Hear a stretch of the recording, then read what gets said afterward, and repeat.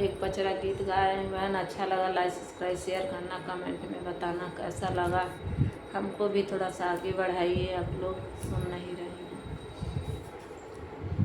बेरिया की बेरी तू है बरजी मालिनिया हो कि यही बाटे ना।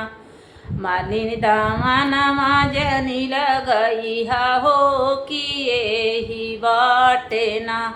मालिन दामनमा जनी लगई हो कि यही बाटे ना। आई है यही बाटे आई है दुर्गा माइया कई डोलवा हो दहान करी है ना। मालिन तोरी फूलवरिया हो दहाना करी है ना।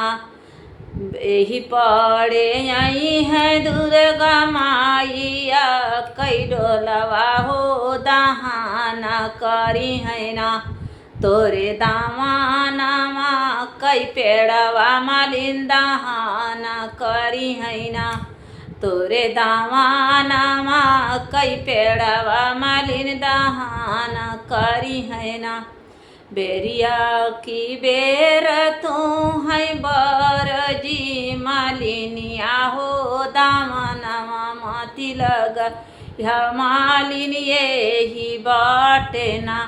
मालिन दामनमा मती लगई हो कि यही बाटे ना।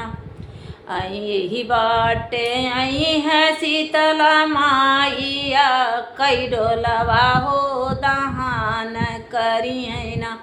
तोरे दामनमा कई पेड़वा मालिन दहान करी है ना। यही पड़े आई है शीतला माइया कई डोलवा हो दहान करी है ना। मालिन तोर दामनमा कई पेड़वा मालिन दहान करी है ना। बेरिया की बेर तुह के बरजी मालिनिया हो दामनमा गई मालिन यही बाटे ना। मालिन दामनमा मती लगाया हो कि यही बाटे ना। यही बाटे आई है सातो बाहिनी कई डोलवा हो दहान करी है ना। तोरे दामनमा कई पेड़वा मालिन दहान करी है ना। यही पड़े आई है काली माइया कई डोलवा हो दहान करी है ना। तोरे दामनमा कई पेड़वा मालिन दहान करी है ना। तोरे दामनमा कई पेड़वा मालिन दहान करी है ना।